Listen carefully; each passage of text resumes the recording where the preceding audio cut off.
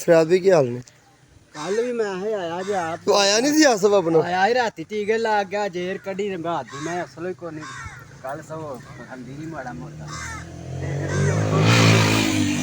अच्छा कल माशाल्लाह बिल्कुल सही उठती बंदी खलोंदी सही सी। कल मैं राती चोई भी है ते दिता है गड़वी को दूध ये वाला आ गए ते राती वो जो आया दो लत्तां जोड़ पाया भी नहीं टीके टूके लवाउंदी रात बड़ी टपदी सी मझ। आ रात ये जेर कड्डी ते ओदे नाल फिर डाउन हो गई पता नहीं की कर जेर कड्डन तो फौरन बाद ही हुई कि सुबह हुई? नहीं रात दी होई सुबह जेर कड्डन तो बाद जो टीके टूके ला गया रात दी होई 12-1 बजे पहले उठ के खलोती भी रही। हाँ ते गर्दन गुर्दन अपनी सीधी कर लेंदी जदों खलोंदी? खलोंदी उठदी इथों उठ के गई ना पिछला हिस्सा लाउंदी थोड़ा मेरी चेक ते कराओ खलार के जरा देखी सही यार विचार करो है सूट की आवाज है पर उन्हें फिर भी अपनी तशखीस कर लो ना।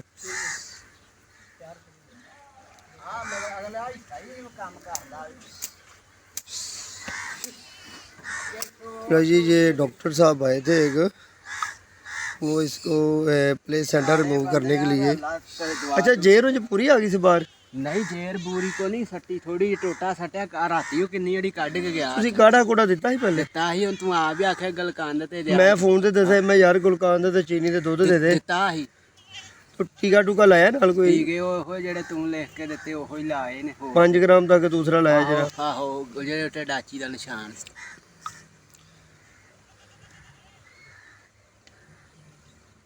खड़ी नहीं हो रही ਹੁਣ? ਹਾਂਜੀ खड़ी नहीं हुई? नहीं खड़ी कितों हुई खड़ी होंदी है कहां कर साडे दे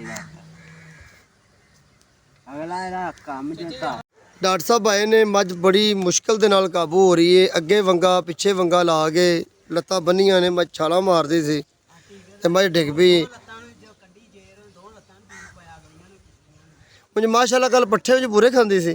ਮਾੜੇ ਮੋਟੇ ਪੂਰੇ ਨਹੀਂ ਖਾਦੇ ਪਰਸੋਂ ਪੂਰੇ ਖਾਂਦੀ ਸੀ ਕੱਲ ਦੇ ਕੋਈ ਕੱਲ ਵੀ ਡਾਊਨ ਅੱਛਾ ਪਰਸੋਂ ਸਹੀ ਸੀ ਤੇ ਕੱਲ ਡਾਊਨ ਹੋਈ। ਕੱਲ ਪੱਠੇ ਘਟ ਆਏ ਨੇ ਇਹਨੇ ਤੇ ਜੇਰ ਕੱਢ ਕੇ ਗੋਲੀਆਂ ਰੱਖੀਆਂ ਸਾਡੀਆਂ ਕਿ ਦਵਾਈ? ਗੋਲੀਆਂ ਵਿੱਚ ਪੱਤਾ ਪਿਆ ਗੋਲੀਆਂ ਅੱਛਾ ਗੋਲੀਆਂ ਰਹੇ ਕੰਮ ਤੇ ਯਾਰ ਫਿਰ ਪੂਰਾ ਕਰ ਗਿਆ ਡਾਕਟਰ ਜਿਹੜਾ ਵੀ ਆਇਆ। ਅੱਗੋਂ ਵੇਖੋ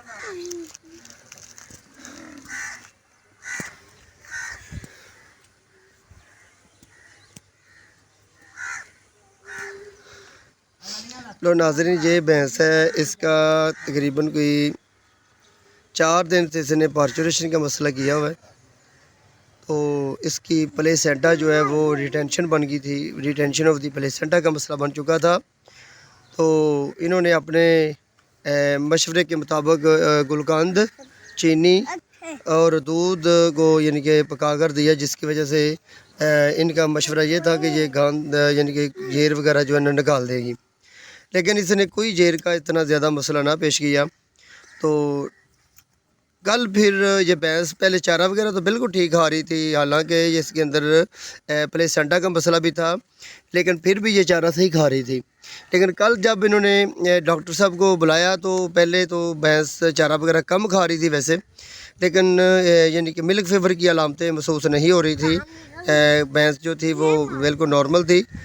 भाई फरियाद के कहने के मुताबिक ये है कि ये भैंस छलांगे वगैरह भी लगा रही थी, छलांगे वगैरह लगा रही थी, बहुत तेज़ी से भाग रही थी। लेकिन फिर भी ये भैंस रात फरियाद भी रात 12 बजे से ये भैंस का मसला बना, ये 10 बजे से 12 ਉੱਤੇ ਤੋਂ ਆਂਦਾ ਨਾ ਅੰਦਰ ਨਹੀਂ ਇਹ ਬੰਨਨੇ ਤੋਂ ਉੱਤੇ ਮੈਂ ਚਾਦਰ ਬੱਤੀ ਉੱਤੇ ਬੈਠੀ ਸੁਬਾ ਰਾਤੀ ਨਾ ਬੈਠੀ ਰਹੀ ਤੇ ਸੁਬਾ ਜਦੋਂ ਬਾਂਗਾ ਤੋਂ ਪਹਿਲਾਂ ਨਾ ਤੇ 3 ਕੋ ਉਦੋਂ ਨਹੀਂ ਫਿਰ ਉੱਠਿਆ ਗਿਆ। अच्छा तुझे शामी को टीका ला के तो नहीं चोई मझ चवाई ला टीका ਲਾਇਆ तेरा भला ते रोज़ ही टीका लगता पे चवाई ला? 2 ਦਿਨ ਹੋ ਗਏ ਕਿ ਪਹਿਲੀ ਕੱਲ ਪਰਸੋਂ नहीं जदों की मझ सूई उदों की टीका लगता पे रात ही लाया है?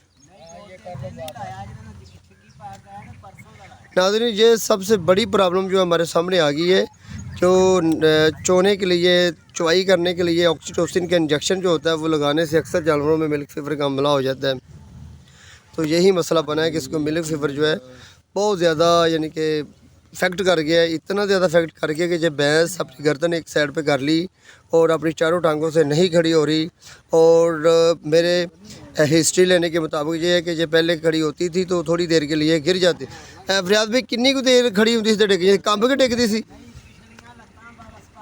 ਆਫਤ ਫਦਰ ਆਂ ਕਹਿੰਦਾ ਮਾਜ 60 ये सबसे मेन जो प्रॉब्लम होती है जब बच्चा जनने के बाद अक्सर लोग जो होते हैं जब जो भैंस को प्ले सेंटर रिमूव की वजह से टेम्परेचर हो जाए या वैसे जानवर कोई मौसमी असरात की वजह से जानवर चारा वगैरह कम कर जाए तो जानवर दूध देने में थोड़ी सी तकलीफ़ दिक्कत महसूस करता है। तो हमारे दोस्त जो है वो अक्सर ऑक्सीटोसिन के इंजेक्शन लगा लेते हैं, इंतज़ार नहीं करते। अगर सुबह को नहीं दूध दे रही तो कोशिश करेंगे शाम को दूध दोने के लिए कोशिश करें, ट्राई करें। तो हमारे पास इधर जो ट्रेंड चल रहा है वो ऑक्सीटोसिन का इंजेक्शन ही होता है, वो फ़ौरन लगा देते हैं जिससे जानवर के थनों में फ़ौरन दूध आ जाता है। और दूध दोने से अक्सर जानवर के दूध में कैल्शियम की जो मिक़दार होती है, कैल्शियम की काफ़ी ज़्यादा मिक़दार जो दूध से ख़ारिज हो जाती है, निकल जाती है, जिससे जिस्म में कैल्शियम की कमी हो जाती है। और कैल्शियम की कमी के बाद जानवर जो है ठीक 2 घंटे के बाद जो है कमज़ोर होना शुरू 450 में लगानी है। टीका लगाकर चोने के बाद तो 2 घंटे के बाद ये जानवर जो है ना वो कमज़ोर होना शुरू हो जाता है। आहिस्ता आहिस्ता आहिस्ता जैसे जैसे ये टाइम गुजरता जाता है जानवर अपनी टांगों से गिर जाता है और गर्दन एक साइड पे मोड़ लेता है, कब्ज़ हो जाती है। गोबर करने की कोशिश करता है लेकिन गोबर नहीं किए कर सकता। जानवर की प्ले यानी कि रिटेंशन ऑफ द यूरिन, पेशाब भी जो होता है वो भी कम करता है, बल्कि ज़ोर लगाता है पेशाब की मिक़दार थोड़ी सी मिक़दार में कम आता है। मुँह से आवाज़ें निकालता है और सांस की रफ्तार तेज़ी से निकलती हैं। आँखें जो होती हैं वो जानवर की बिल्कुल मदम हो जाती हैं। आँखों की पुतलियाँ जो होती हैं वो सिकुड़ जाती हैं। सींग जो होते हैं वो ठंडे हो जाते हैं, कान ठंडे हो जाते हैं, टेम्परेचर नॉर्मल होता है या नॉर्मल से कम हो जाता है। ये इसकी अलामत होती हैं। तो इसका इलाज हम मेल्फन सी जो है वो 450 में दे रहे हैं, साथ माइक्रोफास, नीरोफास, बी कम्प्लेक्स, एवल के इंजेक्शन वगैरह दे देते हैं। तो जी माशाल्लाह अभी हमारा जो ट्रीटमेंट है वो पूरा नहीं हुआ, इलाज पूरा नहीं हुआ तो भैंस ने चारा शुरू कर दिया खाना, क्योंकि ये रात को शाम की ये इसकी तबीयत हालत ख़राब होना शुरू हो गई थी। तो ये चारा वगैरह छोड़ गई थी। अब इसका इलाज जब हुआ है तो ये देखे बैठी हुई, उधर से ड्रिप लगी हुई है तो चारा शुरू कर दिया इसने खाना। तो फरियाद साहब भी माशाल्लाह बड़े खुश हो गए कि अल्लाह मियाँ दी ज़ात पाक ने इसको तंदुरुस्ती दे दी है, शफा दे दी है। असल में फरियाद साहब का यकीन जो है ना इतबार है मेरे ऊपर। तो जब कोई डॉक्टर आते हैं तो फिर ये जो थोड़ा सा ना नाराज़ हो जाते हैं, परेशान हो जाते हैं, यार ये डॉक्टर क्यों आ गए। फलाना फलाना मैं जो आया होगा वो माड़ा कई कई इतने बंदे आंदे ना इतरे वाले साजरा फलाना मैं ही दे कभी फरियाद भी मेरा ख्याल है अपना पौधा नहीं तो 25-26 साल का तल्लक होएगा। आहो अपना जो वेंदा ना इतने मैं अंदर पीछा खड़ा है तू आया है बा मेरा भी बिल्कुल बिल्कुल बिल्कुल बिल्कुल। तो मैं लो जी मैं समझो जवान इन्हों के हत्थों 'च होया वा जी फरियाद साहब होरां दे। नहीं भाईदा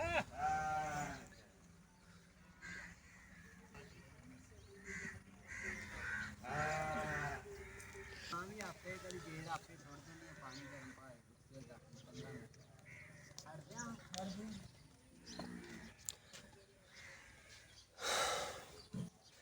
फरियाद भाई हुण तेरे हत्थ वस की गल है, मैनू दोबारा बीमार करना इंशाअल्लाह ताला तू पूरी एहतियात करेंगा, परहेज पूरा करेंगा, दोबारा मैनू रिपीट नहीं करना, रिपीट आप करना ही नहीं। क्यों इनू दोबारा चवाई ला टीका नहीं लाना। नहीं चुआई मैं ते धारा कटे हुण इस तरह करना ना, हुण नहीं चोनी, चलो ठीक शाम नू बच्चे नू पहाड़ा पा के चोला करा गेजा दी अल्लाह कीता आहो तबीयत कहना नहीं मतलब गड़वी को दूध रात नू चोल है, गड़वी दूध अगले दिन चोल है, बाकी थने दूध छड़ दे पसमे रहन थन सज्जर मज नू भाई थना दे पसमा दा कोई मसला नहीं है। चलो ठीक ते इंशाअल्लाह ताला इन दोबारा मैं इन्हें कहना वे तेरा भी खर्चा हुंदा है, सानू भी परेशानी बनदी यकीन करने में माड़ा बंदा ते कसम तेरी जेड़ी ना प्रॉब्लम जेड़ी ना दूर हो गई। फिर फाड़ के लिया के दित्ते अपने कोल तीन लो जी माशाअल्लाह जी माशाअल्लाह जी।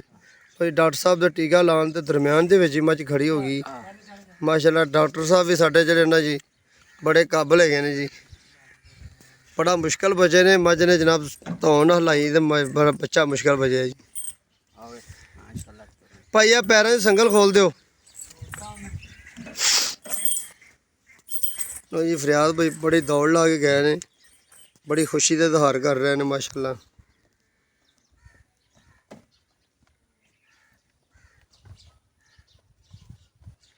तो जी इधर से जब खड़ी हुई है तो खड़े होते ही ये अपनी जगह पे चली गई जहाँ से बांधी जाती थी।